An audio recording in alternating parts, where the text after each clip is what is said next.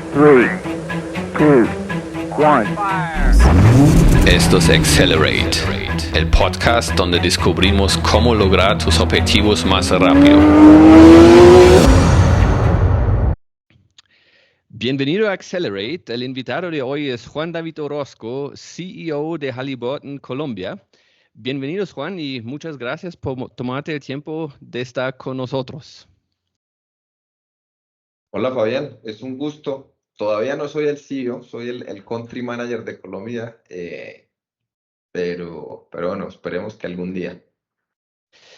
Bueno, Juan, entonces, ¿podrías empezar diciéndonos quién eres y qué te ha llevado a convertirte en el Country Manager de Halliburton? Bueno, mira, yo soy ingeniero de petróleos, o estudié ingeniería de petróleos. Llevo 26 años en Halliburton. Pasé por muchas o diferentes posiciones, asignaciones internacionales, y finalmente la compañía decidió asignarme nuevamente a Colombia. Y básicamente pasé por operaciones de campo, por posiciones técnicas, posiciones de ventas, algo de coordinación, funciones administrativas. Me dieron una rotación fuera del país y ya luego cuando regresa acá, luego de unos entrenamientos que hace la compañía en convenio con una universidad en Estados Unidos, te asignan a la posición. Entonces, he pasado por muchas posiciones, por diferentes experiencias antes de que me pongan acá, Fabián. Pues suena como un crecimiento importante y interesante. De pronto, ¿nos puedes compartir un momento crucial en tu carrera que ha acelerado significativamente tu éxito? Básicamente decir que sí a cualquier propuesta. Cuando te dicen, vas para México, sí, vamos para México. Cuando un tiempo después te dicen, viaja al cuartel regional, sí, viajas allá, sin ningún tipo de duda, ni pregunta, simplemente ir, tomar el reto, y eso básicamente te pone en el spotlight para que te puedan dar mayores responsabilidades, permitirle dar equipos de otras culturas, aprender y estar expuesto a diferentes niveles de la compañía. Y el decir sí siempre ha sido muy positivo. Mira que de las experiencias interesantes fue haber asistido durante uno de los entrenamientos de liderazgo de la compañía, que te digo que lo hacen en convenio con una universidad en Estados Unidos. Fue atender una reunión del Board of Directors, de la junta directiva de la compañía, y el nivel de profesionalismo y el nivel de profundidad con el que se miran las cosas, a pesar de tener una visión general, digamos, de hacer un recorrido de la compañía, a ti te enseña mucho el cómo abordar los problemas, la capacidad de simplificación, pero no simplismo, que es importante. Creo que a uno le ayuda muchísimo. Entonces, la respuesta es tratar de decir sí a cualquier oportunidad que te pongan de frente, Fabián. Eso suena muy interesante. Yo he hablado con una buena cantidad de líderes y parece que eso es un hábito muy en común entre líderes que básicamente dicen sí a cualquier oportunidad, que toman el riesgo y tampoco, em, o ponémosla al revés, hay otra categoría de personas que particularmente, por ejemplo, al inicio de su carrera, estudian algo y se le da un trabajo que de pronto no es el mejor, de pronto no es lo más chévere, y uno dice, pues, para eso he estudiado, entonces lo rechazan y eso no hago y eso no hago. Y interesantemente, como los líderes que yo conozco, la mayoría al menos, no es así. Pues, se comportan como tú dices, que a una oportunidad lo hago y lo hago bien. Y si no es la mejor o no es lo más bonito, no importa, yo lo hago. Entonces, eso es, es interesante, ese patrón. Em, de pronto, ¿cómo tú estableces tus prioridades a largo plazo, pero también en el día a día? ¿Y cómo crees que eso afecta tu éxito? Mira, es algo que uno empieza a desarrollar con el tiempo. Las prioridades hay que tener de alguna manera como una especie de equilibrio en la parte personal, en la parte laboral, en la parte emocional, en la parte espiritual, si se quiere, con lo cual tú estableces metas de largo plazo y parecido al Scrum, tú vas haciendo metas que vas logrando a diferentes, como en diferentes horizontes. Y de hecho, ahorita más tardecito te cuento cómo hacemos eso con el equipo. O realmente lo llamamos, y nosotros lo llamamos speed dates. Pero básicamente, en lo personal y en lo profesional, ponemos más que prioridades, metas de largo plazo que te obligan a establecer una serie de prioridades. Entonces, pues para contarte, yo llevo en esta posición algo más de 7 años. Suena como mucho tiempo, porque como preguntabas ahorita, uno tiene una progresión muy rápida, pero hay ciertas posiciones en las cuales la compañía ha definido o decidido que requiere un poco más de estabilidad para poder que esa misión o esas metas que se establecen a largo plazo se puedan crear una estrategia, ver el efecto, ver el resultado y saber si estuvo correcto o no. Pero mira, para establecer las prioridades, lo primero es establecer como esa visión. Entonces, cuando uno establece una visión, y te confieso, yo la establecí acá como a 9 años. Yo dije, bueno, cuando establezcamos esa visión, yo ya no voy a estar acá para que se logre esa visión. Lo bueno fue que se logró antes de tiempo. Pero básicamente es establecer una visión y una visión incluso bastante agresiva y después ir logrando una serie de hitos que te permiten ver si vas en la tendencia correcta. Entonces, por ponerte un ejemplo, habíamos establecido, vamos a ser los líderes en tanto tiempo. Y para eso desarrollamos una estrategia y había una serie de hitos, porque uno ya con el tiempo aprende que hay a mediano, largo, corto plazo, y se van logrando esos objetivos. Entonces, lo primero es eso, establecer esa misión, esa visión a largo plazo. Luego, establecer esas victorias tempranas, esos logros tempranos que te van a marcar la tendencia para ver si vas a llegar a eso. Y con base en lo que definas como estrategia, empiezas a asignar las prioridades a las tareas. Entonces, yo entendía que teníamos que hacer un mapeo estratégico del mercado, de las oportunidades o lo que fuera, y teníamos que lograr ese tipo de situaciones. Entonces, lo primero que hicimos con base en lo que queríamos lograr fue establecer una fuerza de ventas muy, muy robusta e hicimos unos planes de entrenamiento en diferentes fases. Entonces, lo primero fue eso, entender correctamente el mercado. Te estoy hablando de la parte como laboral. Luego, simplemente establecer qué se iba a requerir para lograr poder tener la capacidad de cubrir eso que íbamos a atacar, desarrollar competencias, y esto va a sonar un poquito corporativo de lo que íbamos a requerir para la gente, pero fue muy importante como poner esa semillita del orgullo y de buscar la creatividad en la gente, y no te alcanzas a imaginar las ideas tan novedosas que salen cuando tú a la gente le pones una meta así a largo plazo y que les cuentas que van bien o lo que sea. Entonces, se fueron estableciendo una serie de tareas y eso nos permitió ir avanzando y siempre ponías, bueno, vamos a poner la fase 1, la fase 2. Entonces tú primero vas poniéndole nombres a veces. Vamos a hacer una evolución en esto, luego vamos a hacer una revolución en esto. Y así vas estableciendo como para cada área. El área de ventas, la parte de operaciones, la parte de desarrollo de gente, la parte de apoyo. Y así fuimos como logrando ir alcanzando, pues, al lograr alcanzar la misión, que puedes verlo como hacia adelante.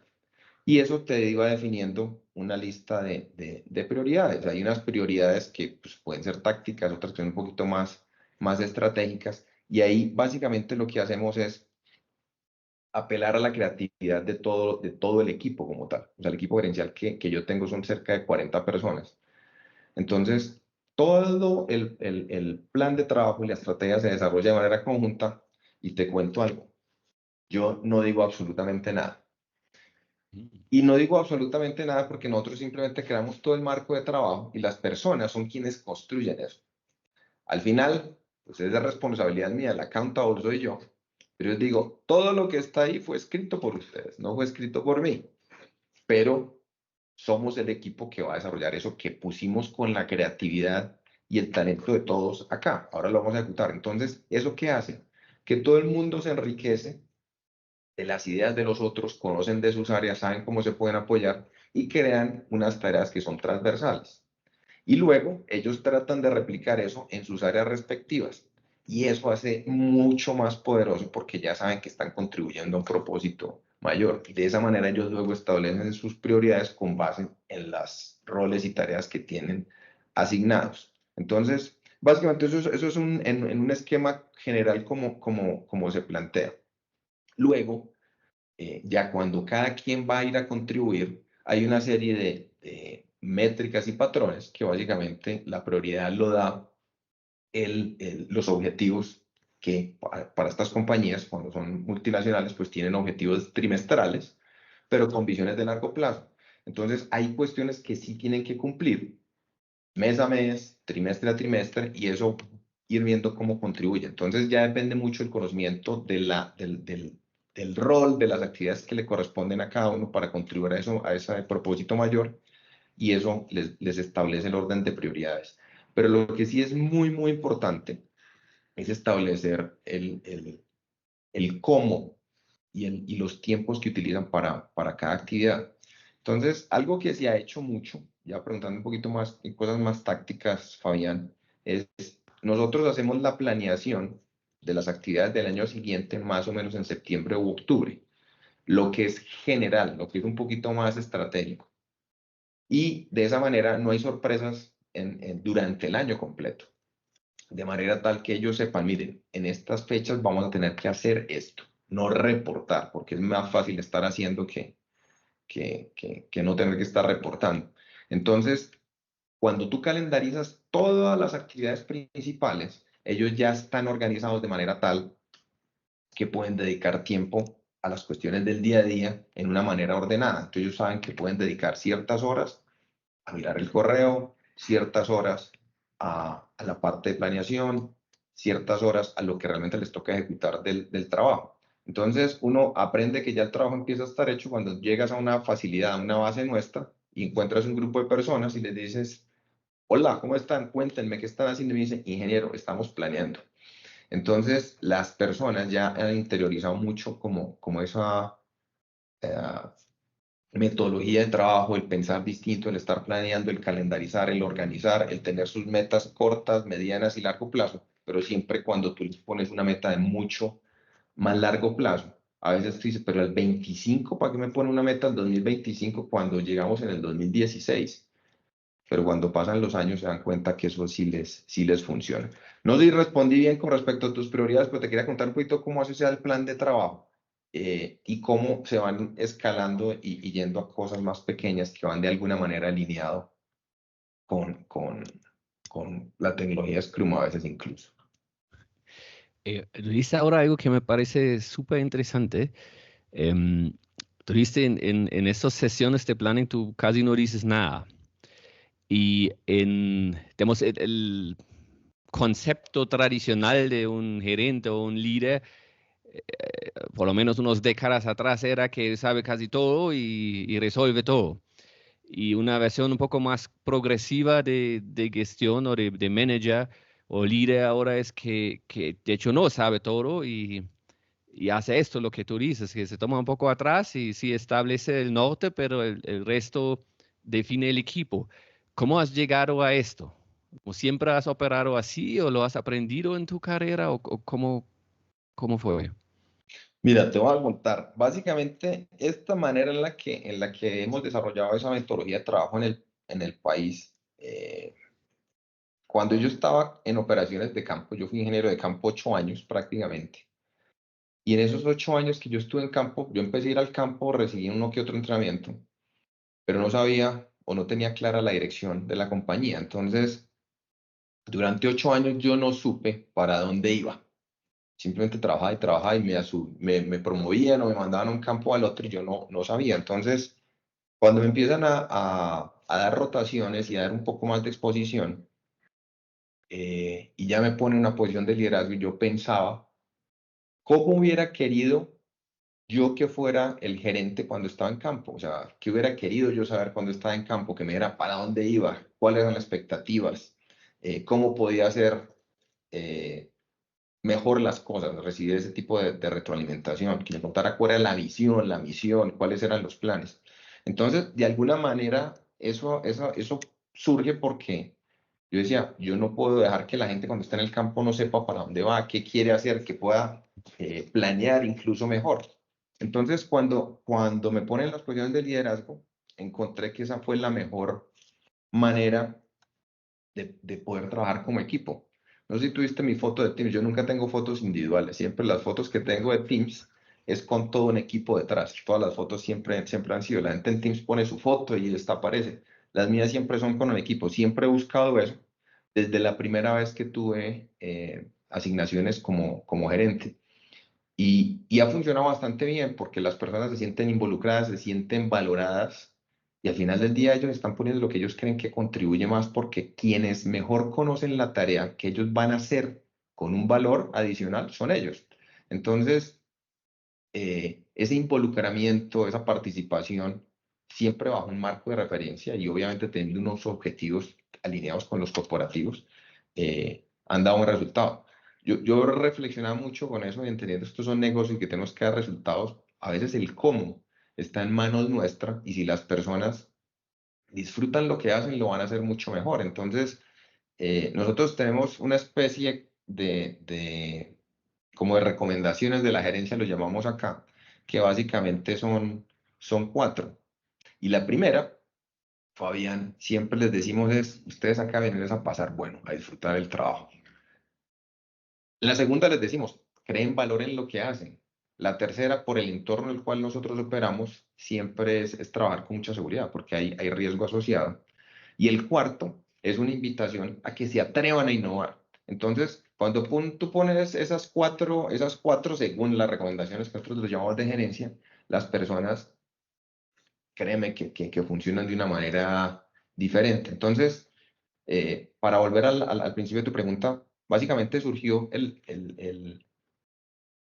porque yo decía, no quiero estar, que mi gente esté en la misma situación en la que yo tenía. Entonces, cuando las personas conocen, están involucradas y vienen a disfrutar el trabajo, creo que pueden ser mucho más positivas en lo que pueden lograr hacia adelante. Entonces, eso fue como la manera en la que se ha desarrollado y la verdad siempre lo hemos hecho de esa manera.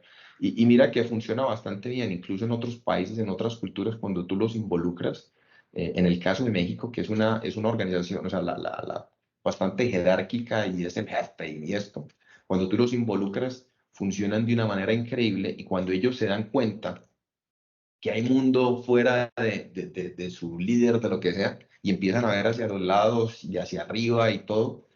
Creo que es de las satisfacciones grandes haber salido de México y después de que yo estuve liderando un equipo que era, allá eran cerca de 400 personas, empezaron como una diáspora a salir, a crecer dentro de la compañía y hoy hay muchos mexicanos en otros países, Fabián.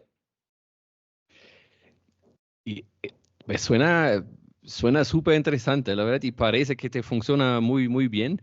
Em, Suena incluido, viendo un poco más afuera, como una tendencia más y más líderes pues empiezan a involucrar a la gente en cambio de como estilo Henry Ford, decirlos haga eso y nada más. Em, y también es interesante cómo establecen las prioridades y a nivel de detalle en plan de trabajo a que llegan. Entonces parece que la gente en cada momento tiene muy claro qué tiene que hacer. Lo que me gustaría preguntar es lo siguiente. Una cosa es que uno tiene un plan, pero sabemos que todo el día vienen distracciones. Entonces, de pronto, primero es la pregunta, ¿cómo manejas tú distracciones como digitales y también pues, de personas? Y cómo lo manejas en tus equipos o en tu equipo entero, en tu empresa. Mira, te voy a contar algo. Yo no tengo redes sociales. Eh, Yo solamente tengo, creo que LinkedIn y no tengo nada más. Y eso que la tengo es por mirar algo, por tener algo.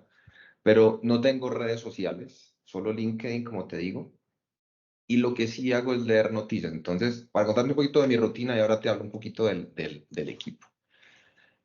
Usualmente, con quien nos ayuda acá en el equipo de gerencia, como te decía antes, desde el año pasado nosotros hacemos las reuniones y los puntos de ancla que son fijos, e incluso sin conocer la fecha exacta, sabemos en las épocas en las que usualmente se realizan cierto tipo de actividades a nivel corporativo o a nivel regional, incluso en las que son acá a nivel de país. Nosotros, por darte un ejemplo, hacemos reuniones trimestrales de desempeño y eso es un puntico importante. Entonces, cada 3 meses nos reunimos un día y hacemos la revisión de todas las métricas. Sin falta, durante todo el tiempo que yo llevo acá lo hemos hecho. O sea, al ser disciplinado y consistente. Entonces, establecer esos puntos de ancla con tu equipo son muy importantes. Entonces, esa planeación se hace desde el año anterior. Obviamente hay cuestiones del día a día y nosotros, pues al ser una compañía relativamente grande o grande, pues nosotros tenemos una serie de reportes directos y matriciales. Entonces, mucha gente que trabaja conmigo adicionalmente tiene un reporte pues al cuartel regional, que establecen también su cadencia y sus reuniones. Entonces, de alguna manera yo tengo organizadas o calendarizado todo el año. Eso es fundamental, tener como los big balls, los big blocks ahí puestos.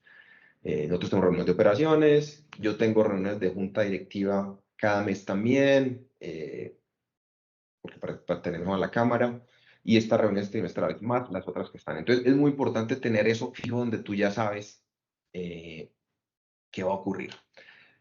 Siempre durante el mes, la asistente que trabaja conmigo y con el equipo de gerencia les pasa el calendario del mes con las actividades principales. Y tengo que decirte, incluidos cumpleaños, porque no se puede perder ese punto. Entonces el calendario se pone en los cumpleaños de las personas incluso.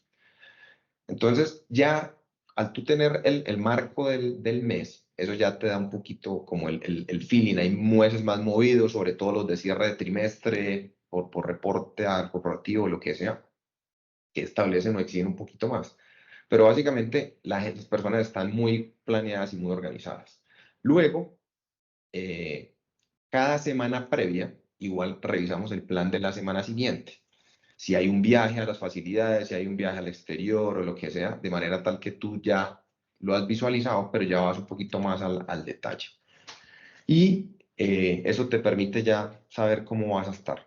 Y al día a día, simplemente mi rutina usualmente es, yo llego, miro noticias, entonces miro las locales, unas regionales, miro algunos diarios económicos o lo que sea, eso es como lo primero que miro, entonces entro y siempre noticias.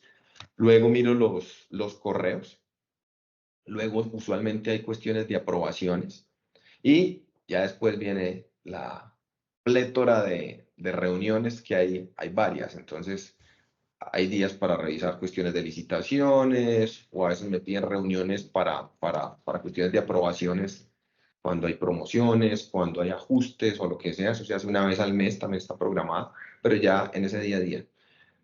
Y en la tarde es más o menos la misma dinámica. Hay una reunión o lo que sea, o tienes que salir, pero siempre estás mirando igual y se repite. Entonces, usualmente la gente sigue la misma metodología. Hay gente que está más en operaciones, entonces programan sus visitas a las bases, reuniones con la gente. Entonces, digamos, lo importante a veces es no tener sorpresa, tratar de planear lo más que se pueda. Pero dentro de eso hay algo que es muy importante, Fabián. Nosotros como compañía, eso no es Colombia, es a nivel del corporativo. Hay una dinámica de tener sesiones de retroalimentación y es algo que nosotros hacemos con mucha disciplina. Entonces, yo me reúno con todo mi equipo gerencial por lo menos 3 o 4 veces al año solamente para una sesión de feedback. Y es una sesión formal en el sentido de ponerle fecha y tenerla organizada, pero es una conversación informal como la que estamos teniendo nosotros. Entonces, yo tengo una serie de preguntas que les hago y eso nos permite establecer una comunicación. Yo no soy micromanager, micromanagement no me gusta, no soy micromanager. ¿Qué está haciendo? ¿Qué hizo? ¿Qué si llamó? No. Entonces, usualmente les pregunto, cuéntenme en qué está trabajando, en qué proyectos, cómo están las cosas. Y luego les pregunto, ¿alguna barrera? ¿En qué te puedo ayudar? ¿Qué te entusiasma? Les pregunto cómo va la estrategia en particular de su área, cómo la está ejecutando. Les preguntamos qué quieren hacer un poco más hacia adelante. Y esa cadencia de tenerla cada 3 o 4 meses ya empieza a desarrollar un tipo de relacionamiento diferente, porque tú empiezas a hacerle seguimiento y yo siempre empiezo. La última vez que nos reunimos fue tal fecha, te voy a hacer el recap de lo que hablamos, ¿Hay algún update, alguna novedad? Háblame de tu equipo, háblame de cómo está el relacionamiento con los clientes, cómo están los proyectos, qué nueva tecnología hay, algo en lo que yo deba estar enterado que sea particular. Entonces, no es muy, ¿cómo se dirá? Muy intrusiva, pero ellos te cuentan y ahí tú empiezas a poder ayudarles, digamos, desde el punto de vista gerencial, si hay cuestiones de desarrollo, si hay alguna cuestión de relacionamiento, si hay alguna cuestión de apoyo a un nivel superior que se requiera. Y lo interesante de esto es que con el tiempo la gente se acerca y dice, ingeniero, yo quiero o Juan David, porque a mí se no es Juan David, tener una sesión de check-in con usted. Te puedo decir que tengo más de 550 check-in documentados y básicamente habla del tiempo que uno tiene que tomarse como líder de un equipo para escuchar a la gente. Y se oyen muy buenas recomendaciones, se oyen muy buenas ideas, pero cuando tú logras tener una cadencia, ya eso se vuelve una dinámica y una práctica común de la compañía y entra a la cultura, porque pues la cultura de la compañía que está apoyada en valores, pero uno fundamental, aparte del de integridad y seguridad, es el de colaboración. Entonces, cuando eso se ve en acción, que tú estás escuchando, que estás buscando conectar puntos, que estás buscando que las personas trabajen de manera articulada y hablan de cuán interdependientes somos, la gente empieza a entender eso y se da una dinámica que a medida que tú la vas replicando, pues se da pues un desarrollo de cultura que es interesante, porque las compañías todas tienen procesos, procedimientos bajo estándares, pero esa cultura se desarrolla es por la manera en la que la gente aporta. Y también hace un momento dijiste algo que tienen un propio método interno, cómo planear o cómo llegar a los objetivos, algo con speed, no entendí bien. ¿Puedes elaborar eso un poquito? Mira, lo que pasa es buscando la participación de todos. Nosotros, cuando hacemos sesiones de estrategia, pues son muchas herramientas que hay. Entonces, cuando tú miras o haces los análisis no sé, por darte un ejemplo, haces un PESTEL, el político, el económico, el social, el tecnológico, el ambiental y el legal, toda esa historia, tú no puedes poner a 4 o 5 y que 5 hablan de todo. Entonces nosotros ponemos una estación y básicamente armamos grupos. Entonces tengo 6, 7 estaciones y todas las personas pasan por una estación. Entonces pasan durante 10 minutos por esta estación, discuten, pasan a la de PESTEL, luego pasan a un Treasy, luego pasan a un Porter, luego miran el análisis estratégico de riesgos. Entonces, todos aportan a la construcción o en todas las herramientas que haya. E igualmente, cuando se hace toda la revisión y se define la estrategia y se definen áreas de enfoque o lo que sea, lo interesante es que, listo, ahora vamos a desarrollar los planes de trabajo. Entonces, hay personas que son más especializadas en algún área, pero los aportes de todos son valiosos desde cualquier área, porque uno no puede desechar ningún tipo de idea. Entonces, siempre tenemos a las personas rotando por todas las áreas y eso genera dos efectos. Uno, que aprenden de las otras áreas y lo otro, que pueden aportar puntos de vista que usualmente uno como ingeniero a veces no o como cualquier persona, no lo podía ver, quizás por su formación. Entonces, cuando uno considera y lo enriquece con muchos más elementos, eh, siempre tenemos esa metodología. Entonces, lo llamamos speed dates porque siempre ponemos a la persona y es muy dinámica. Tú no les das tiempo de que se aburran. Entonces, tú pones cualquier temática y dices, bueno, todos van a pasar por todo. Entonces, es como te digo yo, que todo el mundo construye, todo el mundo aporta y esa dinámica, cuando llega un gerente nuevo, Colombia se ha vuelto un manager factory. Aquí han salido un montón de gerentes a otros lugares. Pero cuando llega un gerente nuevo y llega una reunión de estas trimestral y dice, bueno, ¿qué vamos a hacer? No, vamos a hacer la revisión de la estrategia y usted va a pasar por TRIS y por PESTEL, por todo, y luego se hacen las consolidaciones. Entonces es mucho más robusta cualquier estrategia, cualquier plan. Porque, para darte un ejemplo, o sea, si tú tienes involucrado desde en cualquier proyecto, a la gente de ventas, a la gente de compras, a la gente de comunidades, a la gente de recursos humanos, a la gente legal, a todos los que aportan, incluso en seguridad física por la condición del país, las personas ya están claras cómo pueden aportar, participar en ese proyecto. Pero si a ti te llegan cuando ya estamos cerca de ir al pozo que necesito X, Y, Z, vamos a estar tarde. Entonces, ese involucramiento, esa planeación conjunta es muy enriquecedor. Entonces, hemos tomado esa metodología y siempre lo hacemos como los speed dates. Entonces, el equipo de 40 yo lo divido en 5 o 6 equipos, entonces son equipos de 6, y tú buscas en un solo equipo tener de diversas disciplinas. Entonces, cuando llegan a atacar una estrategia o un plan, pues entre ellos se dan unas dinámicas bien interesantes. Y yo simplemente paso, los miro, qué se dicen o lo que sea, y bueno, empiezan a aportar a construir. Luego un equipo vuelve y ya consolida la información. Entonces, es muy robusto porque pues cuenta con el aporte de todos. Y algo que es importante, Fabián, nosotros usualmente lo que hacemos en esas revisiones que las hacemos trimestrales, siempre estamos trayendo 3 o 4 personas que vamos viendo que van surgiendo, y entonces llegan y ven que se mira cómo se trabaja, y eso los motiva a decir, oiga, esto lo podemos implementar acá, yo también puedo aportar. Y usualmente siempre los ponemos a que nos den retroalimentaciones, y es usualmente positiva. Eh, y mira que tú estableces una serie de dinámicas de disciplina, eh, y cómo van evolucionando. En esas reuniones, para darte un ejemplo, poníamos multas. Si llega tarde, si le suena el teléfono, si ahora hace algo que no estaba. Pero lo interesante de las multas es que el primer año fue altísimo el valor, al año siguiente cayó, y así continuó hasta que ya no fueron necesarias. Esas multas iban todas a caridad, a lo que el equipo definía caridad, pero eso ayudaba a tener dinámicas interesantes, en que las personas ya empezaran a tener máxima atención en lo que estamos haciendo. Pero eso, lo interesante es que estamos replicando esto en nuestras reuniones. Y se le da el toque divertido.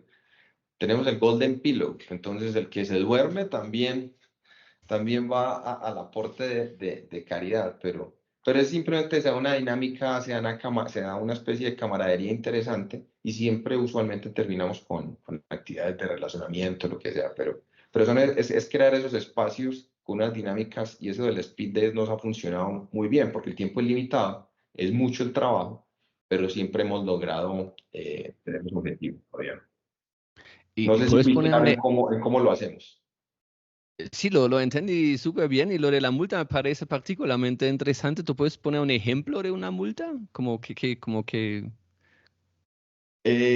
Por ejemplo, si yo estoy en una reunión, que las reuniones son cortas, o sea, no son muy largas. Estas sí es todo un día, pero por decirlo, si estamos en una reunión y a alguien le suena un celular, a menos que sea un cliente, paga algo. Es simbólico, o sea, no es mucha plata, son 10.000, 20.000 pesos. Pero sabe que cuando Ya. estén en esa reunión están concentrados en lo que están haciendo. Más que multa, es un aporte a caridad, porque realmente es eso. Yo les digo, eso es voluntario. Si no lo quieren hacer, bueno, está Mm. bien, pero las reglas de las reuniones son: estén presentes, estén acá, solamente contesten el celular si es una cuestión de extrema urgencia a un cliente, para que realmente estén aportando. Pero ese enforcement de las multas o del aporte, ya cuando las personas, eh, pues como lo interiorizan, eso deja de ocurrir. Y obviamente, pues cuando todos nos puede pasar, que no suena el celular, que pasa lo que... Pero eso era simplemente para crear esa disciplina, que las personas estén concentradas. Entonces yo decirte, Fabián, necesito 3 minutos de tu máxima atención en esto, por favor, concentremos acá. Lo que pasa es que eso tiene una implicación un poquito más profunda en las operaciones de petróleo, porque como es una industria de riesgo, si tú estás haciendo algo y estás pensando en otra cosa, puedes incurrir un riesgo de seguridad y alguien se pueda Mm. accidentar. Entonces, eso de alguna manera te está obligando a concentrarte realmente en la tarea, porque pues en la reunión nuestra es una multa para aportar a caridad, que hemos dado a orfanatos, a distintas organizaciones, pero en una operación de campo eso puede ser un accidente. Entonces, es quizás un poquito más profundo cuando tú lo miras con esa óptica. Me parecía tan interesante porque hace unos años nos pasó algo en Ecuador. ¿Ah? Tuvimos allá un proyecto y eh, en ese proyecto tuvimos reuniones diarias, cada mañana, idealmente. Entonces preguntamos al equipo, bueno, ¿a qué hora se quieren reunir? Y todo era presencial en ese momento, ¿no? Entonces, o sea, a las 8 de la mañana. Y a las 8 de la mañana la mitad llegó tarde. Y eso se repitió, pues, varias veces. Y cuando uno preguntaba, fue, bueno, no sé, el tráfico y no sé qué, pero cosas pues, que uno puede evitar si lo anticipa. Y después de un tiempo dijimos, bueno, parece que las 8 no funciona, entonces, ¿qué quieren? Como, no, sí, las 8 es difícil porque el tráfico y todas esas cosas. Hacémoslo a las 10. Entonces, hicimos las reuniones a las 10 y la misma gente que llegó tarde a las 8, llegó tarde a las 10. Entonces, otra vez hablamos, ¿y qué pasó? No, a las 10 ya hay clientes y no sé qué, no sé qué. Entonces, bueno, entonces, ¿ahora qué quieren hacer? Pues otra vez a las 8. Y allá algunos empezaron a decir, no, pero eso ya hemos intentado y no funcionó. Y allá salió la idea de la multa. Por cada minuto tarde tenían que aportar un dólar en ese momento y obviamente no se puede obligar, ¿no? Entonces fue como algo voluntario y al fin de la semana salieron como de eso toma cerveza. Pero después de eso nadie nunca más llegó tarde. Eso pasó hace varios años atrás, pero cuando tú me mencionas eso aquí, me parece interesante que ya lo había olvidado, pero parece algo muy interesante para, pues, no sé, para que la gente genera esa disciplina. Eh, es algo interesante. Mira que es importante la parte de liderazgo, o sea, que ese liderazgo visible o el ejemplo sea como tal. Yo te ofrecía excusas por la conexión de Zoom, porque nosotros somos en exceso cumplidos. Si es a las 7:30, es a las 7:30. Si es de 7:30 a 8:30, es de 7:30 a 8:30. Y cuando a las personas se programan, entonces hoy, nosotros tenemos una reunión de operaciones. Esa reunión, entendía yo que antes tardaba unas cuantas horas. Y yo decía, no puede ser. Nosotros hacemos la reunión de operaciones de 7:30 a 9. Y la gente está conectada a las 7:29, 7:28, lo que sea. Y empiezan así estén antes, empieza a las 7:30, 00:00. A esa hora empieza y acaba a las 9 de la mañana. Si no, por la razón que sea, se acaba. ¿Por qué? Porque las personas ya están tan programadas que saben que a las 9, de hecho, se acaba, que pueden programar sin ningún tipo de inconveniente a las 9, a las 10. Entonces, por eso te hablaba ahorita de una palabra que a nivel de corporativo y de hecho en todo lo que hacemos en la vida es la interdependencia. Si yo me demoro en aprobar o en hacer algo, estoy retrasando el trabajo de las otras personas. Entonces, cuando uno entiende el trabajo y la importancia de no retrasar a los demás, uno sabe que las cosas las tiene que hacer en el tiempo que le corresponde. Una aprobación mía, si se demora, yo me puedo quedar 2, 3 días, 2, 3 días de estar retrasando el trabajo de muchas personas. En una aprobación de alguien que vayamos a contratar, retrasa todo el proceso de contratación, retrasa toda la solicitud de exámenes médicos, retrasa la entrada de la persona a algún tipo de operación que se requiera. Entonces, es muy importante ser consciente y creo que empezando por ser puntual, de ahí se desencadenan muchos eventos que contribuyen positivos si tú lo haces en tiempo, pero si no es, pues no va a funcionar. Mira, te voy a poner un ejemplo. Hacía un tiempo, y ahí sobre todo el gerenciamiento del tiempo que es fundamental. Había una persona desde Man Planning, desde los de materiales, y tenía a cargo 3 líneas de servicio. Y cada vez que me la encontraba, estoy hasta acá de trabajo, no sé qué. Entonces, yo le dije, venga, hagamos una cosa. Usted tiene 3 líneas, ok. ¿Usted cuántas horas trabaja al mes? Ponle tú 40 horas por semana. 160 horas. Yo le decir, necesito 10 horas suyas, no necesito más. Necesito 10 horas. Estas 2 horas se reúne con mi gente, estas 2 horas usted pone a hacer la solicitud de materiales, estas otras 2 horas ese seguimiento, estas 2 horas revisa cómo está y estas 2 horas para chequear si hay alguna cuestión. Ese año, ella pasó de tener, en un año, pasó de tener el peor rotación de inventario a tener el mejor de toda Latinoamérica.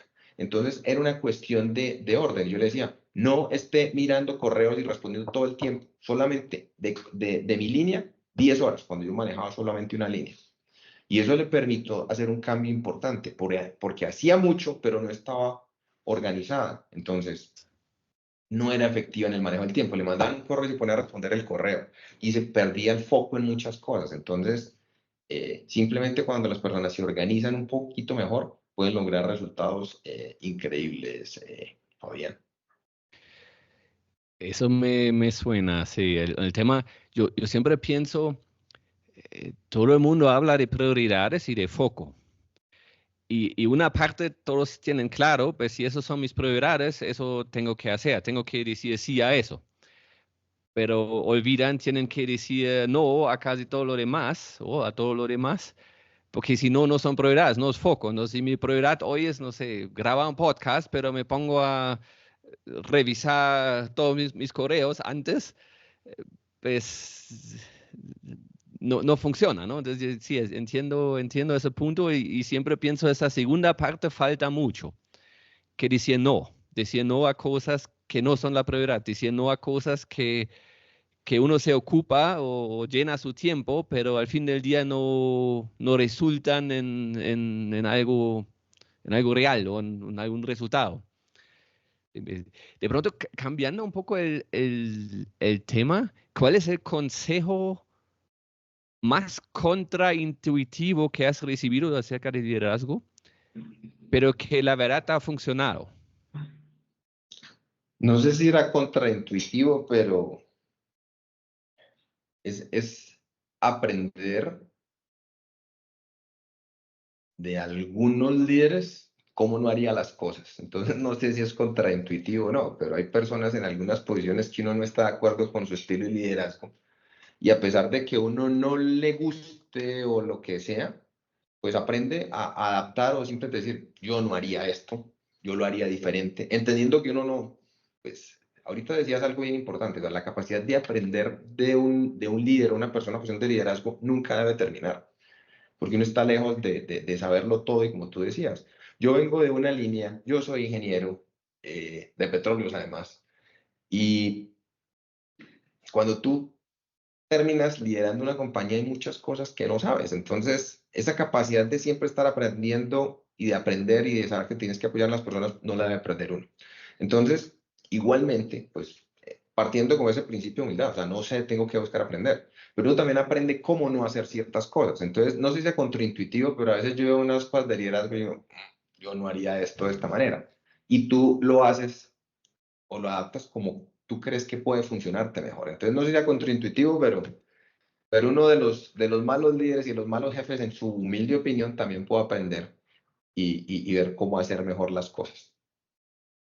Y puedes compartir un momento o una decisión, digamos, una decisión de alto riesgo que has tomado que inmediatamente ha tenido un impacto en el crecimiento de la empresa.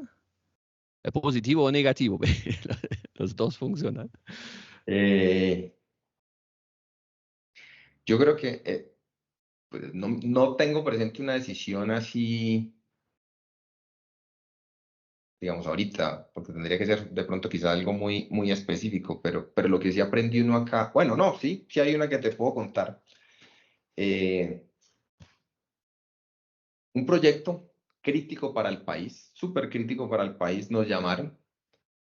De hecho, hubiéramos podido, creo que hacer un muy buen ingreso para la compañía,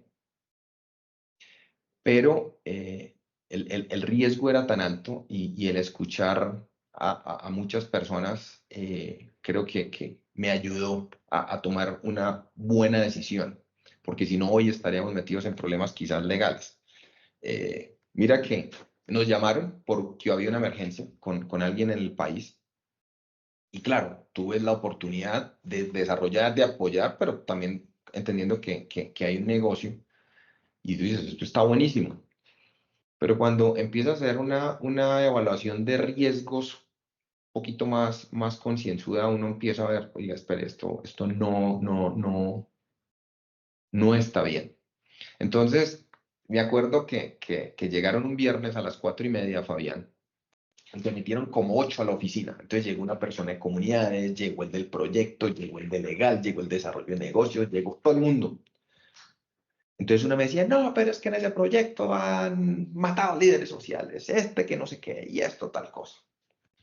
Y entonces les digo, mire, yo no sé si han afectado a los líderes sociales, yo no sé si esto, no sé si aquello. Son las 4:30 de la tarde un viernes, yo no me voy a cargar ese muerto hoy, así que nos vemos el lunes. Tomen aire. Entonces, primero no me dejé cargar de eso. Sin embargo, el lunes o el martes viajamos donde las personas que tenían ese problema y empezamos a tener una discusión relativamente fuerte. Al final del día, tocó decirles, miren, nosotros no vamos a entrar a esto. No, pero ustedes están obligados. Nosotros no estamos obligados, no tenemos ningún contrato, lo que sea. Y nos salimos de esa situación. Y en ese momento fue acertado. Si tú lo pones en términos, digamos, operativos y de capacidad, lo hubiéramos podido hacer. Pero el riesgo posterior era tan grande que no valía la pena. Y eso fue porque realmente no fue una decisión sola, única, pero sí de personas que te aconsejaban y te decían, mire, podemos hacerlo, pero X, Y, Z riesgo hay. Y aprendes tú a decir no. O sea, el no también es una muy buena respuesta y a la gente se le olvida eso. Entonces, no sé si responde correctamente tu pregunta, pero lo que yo te puedo decir de esto son decisiones que donde no también es aceptable. No, perfectamente, perfectamente. Y Juan, ¿cuál es tu principal consejo para alguien que quiera acelerar rápidamente tus resultados, o sus resultados, tanto a nivel profesional, pero también personal?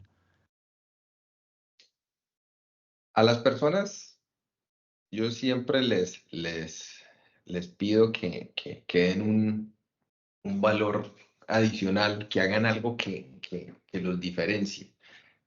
Esta industria, la del petróleo o la energía en particular, está muy bajo mucho estándar, bajo mucha norma.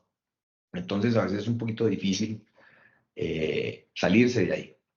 Pero el dar ese valor adicional es ir un poquito más allá, creando escenarios diferentes, buscando plantear soluciones alternativas, apelando a la creatividad, proponer cosas nuevas. Entonces, cuando se propone algo diferente, las personas empiezan a notar, a pesar de que hay industria, de que hay estándares de industria, cuando se propone algo distinto, la gente dice, oiga, sí, hay maneras diferentes de hacer las cosas. Entonces, cuando tú haces las cosas diferente o con algo adicional, las personas empiezan a notar eso. En términos de liderazgo se da, en términos operativos, en términos de estar innovando también,